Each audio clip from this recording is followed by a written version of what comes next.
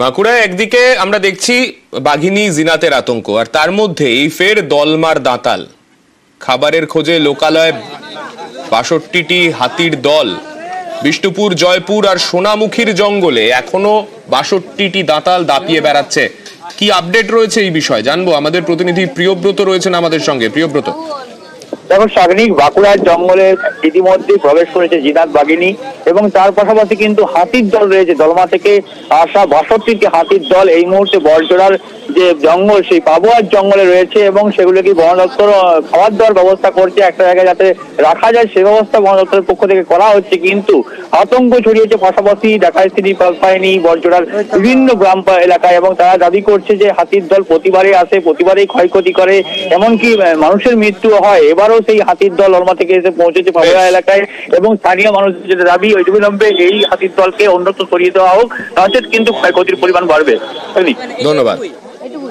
হাতির আতঙ্ক তো স্যার প্রচণ্ডভাবে রয়েছে, কারণ আমাদের জঙ্গল সাইডে বাড়ি, তো আমাদের সেই ক্ষেত্রে আমাদের সন্ধ্যাবেলায় বেরোনো এবং সকালবেলাতে বেরোনো ইভেন খুব অসুবিধা হয়ে যায়।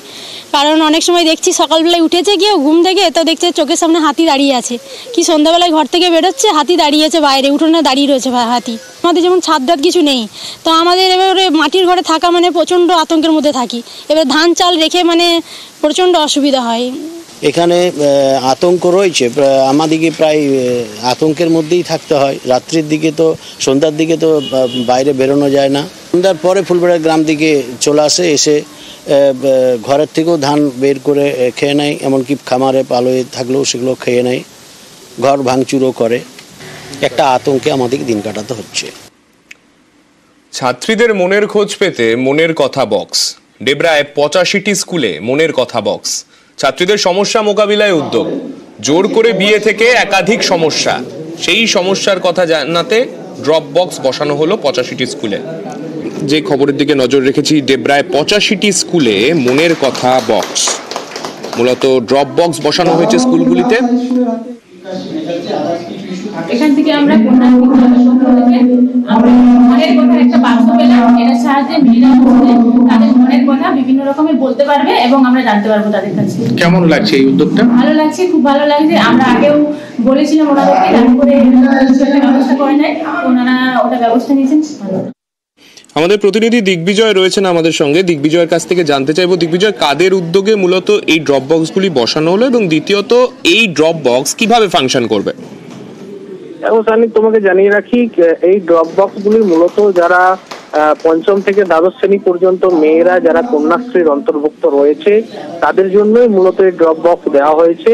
ডেবরা ব্লক প্রশাসনের পক্ষ থেকে গতকাল আনুষ্ঠানিকভাবে ডেবরা ব্লকের ৪৫টি হাই স্কুলে এই ড্রপ বক্স দেওয়া হয়েছে, যেখানে কন্যাশ্রী ক্লাব নাম লেখা রয়েছে। মূলত এই বক্স দেওয়ার উদ্দেশ্য, যারা মেয়েরা রয়েছে অনেক ক্ষেত্রে আমরা দেখেছি তাদের পরিবারের লোকজন তাদের প্রাপ্তবয়স্ক না হওয়ার পরেও জোর করে দিয়ে দিচ্ছে, কোথাও শ্লীলতাহানির মতো ঘটনা ঘটছে, কোথাও পড়ুয়ারা মানসিক অবসাদে তারা আত্মহত্যার দিকেও চলে যাচ্ছে।